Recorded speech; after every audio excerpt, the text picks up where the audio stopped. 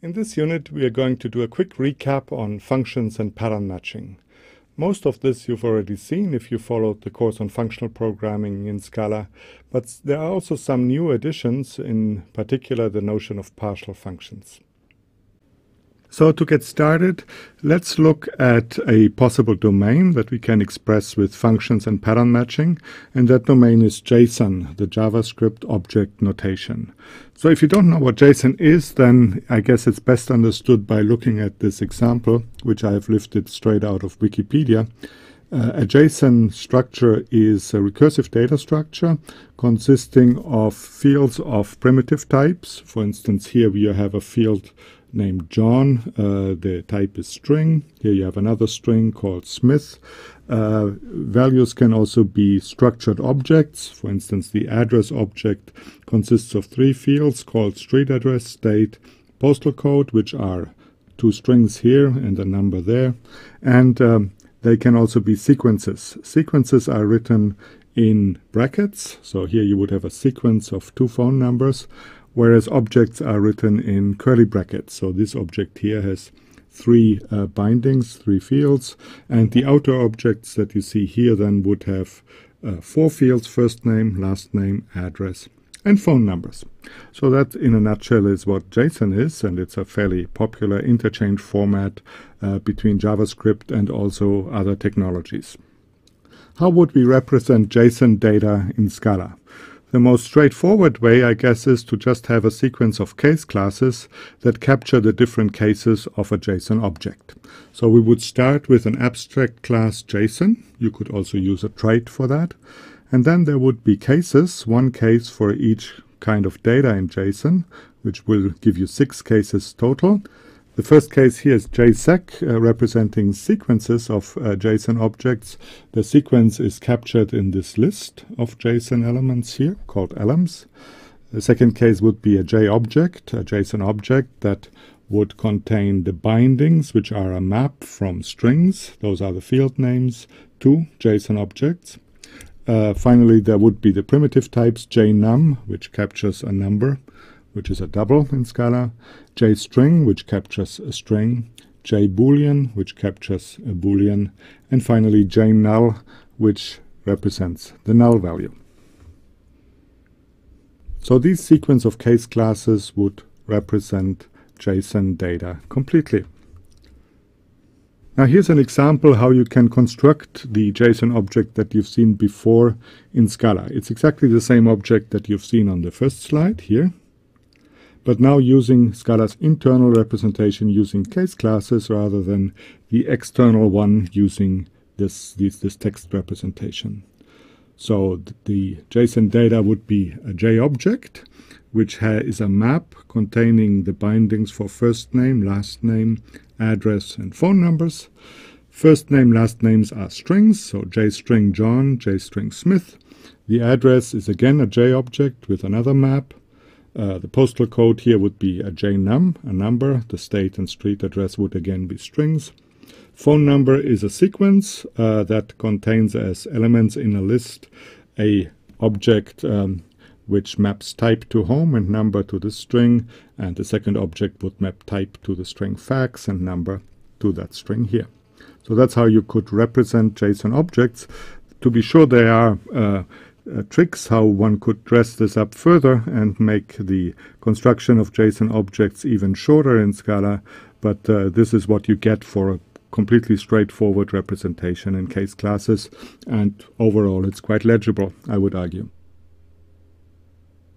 So let's now do something with this data structure. The most obvious way is to print the data, or rather to represent them as a string in more or less the way you have seen before. So what I want to do now is I want to go from this object here and get the string representation for this object that you've seen here. Without the new line, so without any formatting, I would just write the things with commas one after the other. But otherwise I want to see elements just as they are given here. How would we do that? Well, here's the method that does that. It's, as you would guess, a recursive function, call it show, which takes a JSON object, gives you back a string, and it would work by pattern matching over the kind of JSON objects. Pretty obvious. So you would start with JSON match, the pattern matching function in Scala. Then you would just go case by case. The first case you would say, well, if it's a sequence of elements, so the pattern would say, well, the elements in the sequence are now in this variable elements, then what do? You print a open bracket, then you show recursively all the elements and you concatenate in a string using the makeString function with commas between them, and you close with a closing bracket. I skip object for the time being because it's the most complicated. So the other four cases are all rather simple. JNum, if you have a number, then, well, you just turn the number into a string using Java and Scala's toString function.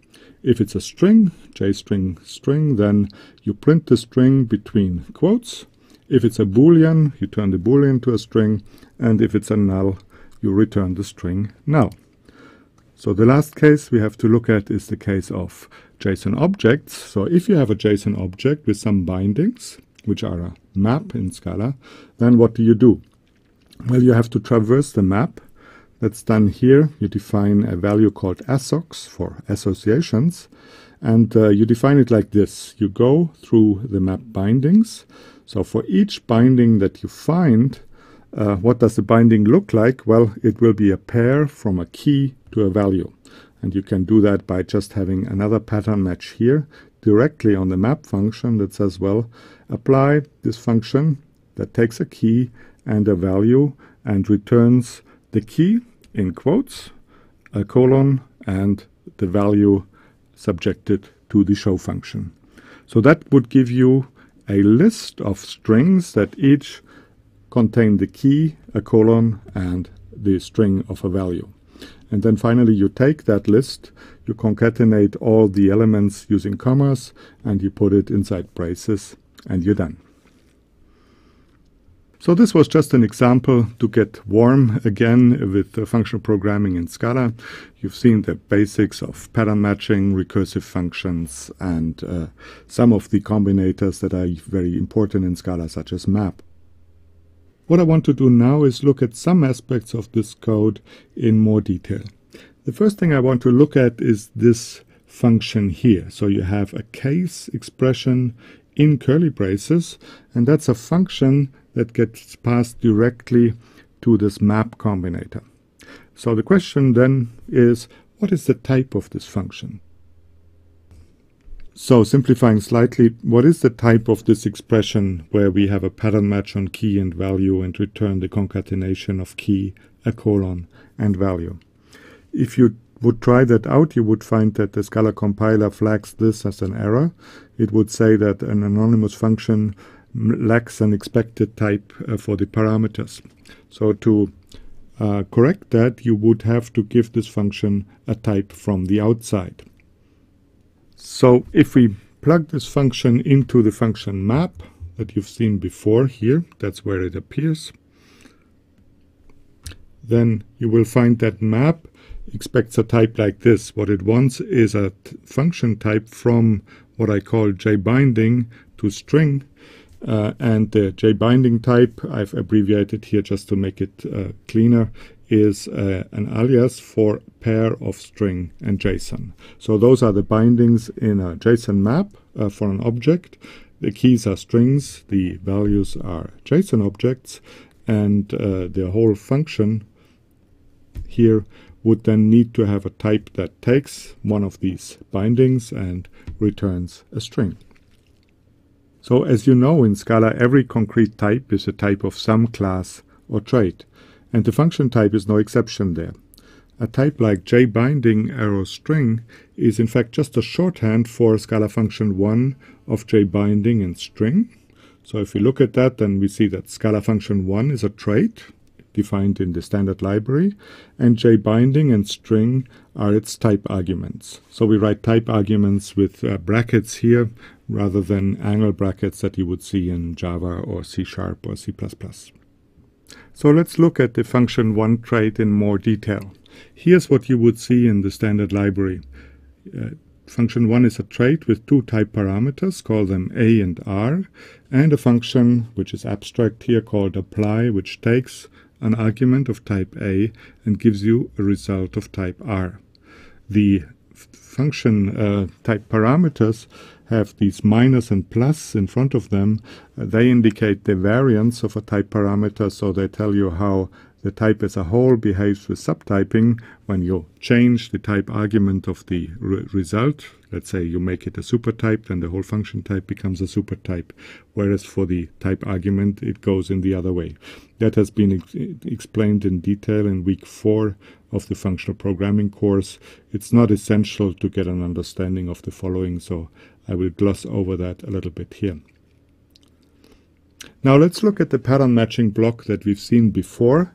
What would that expand to? So if the type is function1, what would the actual value be? Well, the actual value would be a new instance of function1 with the type parameter that we have seen before. And what we need to do is we need to give a definition of the abstract apply function here. So here it is. So our apply function would take a JBinding parameter and it would do the pattern match that we have seen here in the block on the argument here. So we would write x match and then comes the pattern matching block. So that completes the function definition, and now you've seen how case blocks as a whole can expand to function1 instances.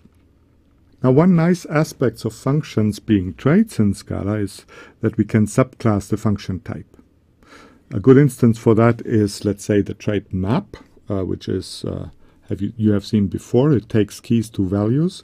You can see that actually as an extension, as a specialization of functions from keys to values. Scala maps are functions, so you can apply them to a key and get the value directly. So another example are sequences, which are treated as functions from indices of type int to values.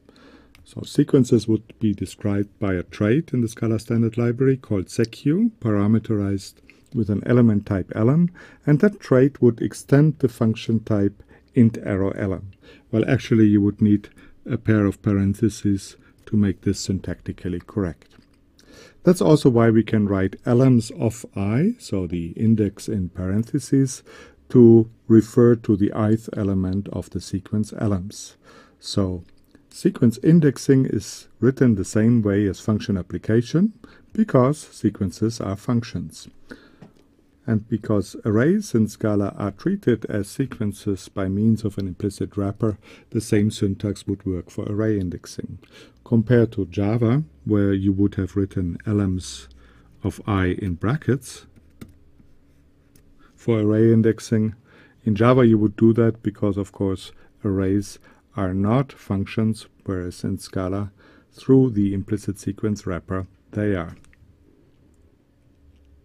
So we have seen that a pattern matching block like this one here, case ping to pong, can be given type string to string. Let's try this out directly in practice. So what I do is I go in the Eclipse Scala IDE, I create a new worksheet, call it test, where I want to play with that. So we have, say, first the pattern matching expression case ping to pong. Would that type check? No, it wouldn't. The compiler would say there's a missing parameter for an expanded function. So you need to give it a type from the outside. Let's do that. Let's say val f. I guess you would agree that a good type is string to string equals case ping to pong. Yeah, that worked fine. And now we can write something like f of ping, and we would get pong as expected. But what would happen if we applied this function to another string, call it ABC? Well, we would get a match error. That indicates that the pattern match that we have done here lacks the case ABC, so we haven't defined a case for that, and the result then in Scala is an exception called match error. Now it would be nice to find out beforehand, given a function f, whether the function is applicable to a certain argument. And unfortunately, with the function type itself, we can't do that. But it turns out that there's another way in Scala to achieve that, which we are going to see next. So here it is. We can give the expression ping to pong the type partial function from string to string. So partial function is another subtype of function. It's a special type. What it does is, like function, you can apply it to an argument, but you can also query whether the function is defined for a given argument. And this is done with the isDefined@. method. So you can write f is defined at ping, and that would give you true, or f is defined at another string like pong, and that would give you false. Let's test that in the worksheet. So what I do now is that instead of string, I write partial function of string and string.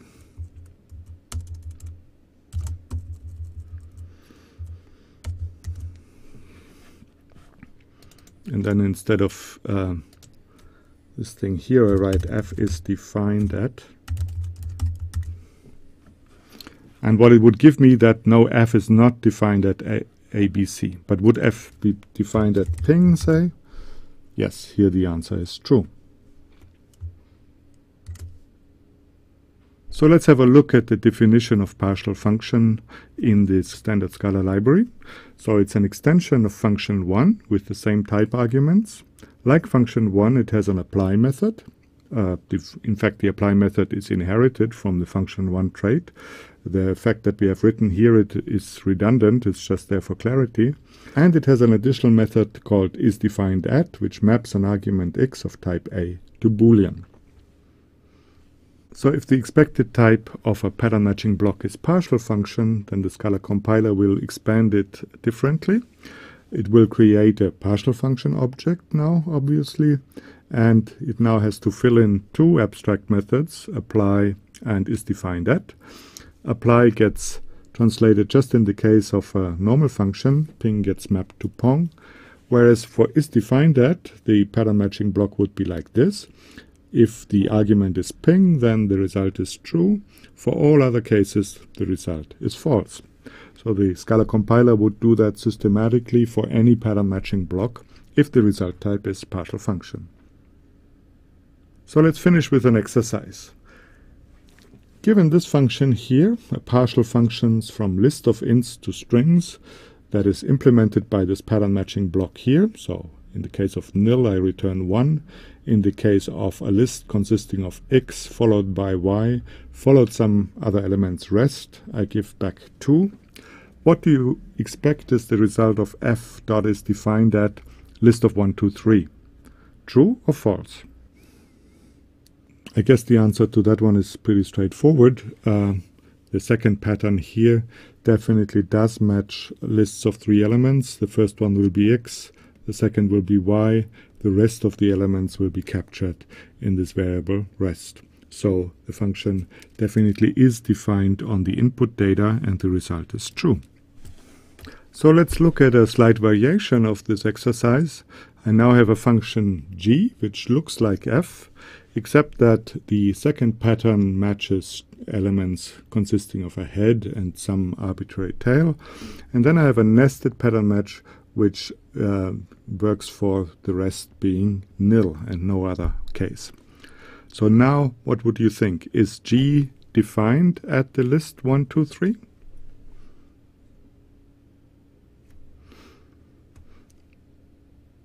Actually, it turns out the answer is true. G is defined on the list because, after all, the second case of G, x rest, matches a list of 3 elements. The first one is x.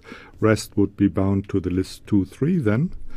Even though when you run this function g, then of course you would get a match error, because what would happen when the function g is applied to this argument, that the second case here would apply, then in the nested pattern match the list 2, 3 would be matched against the single case nil, and that of course can't work. That would give you a match error. So what you see in this example is that the isDefined@ guarantee that partial function gives you only applies to the outermost pattern matching block. It is not a guarantee that if a function is defined at an argument, that this function definitely will not throw a match error when it is run, because the match error could be thrown by, as you see here, nested pattern matches, or it could of course also be thrown by a completely different function that gets called from this function in a chain of calls.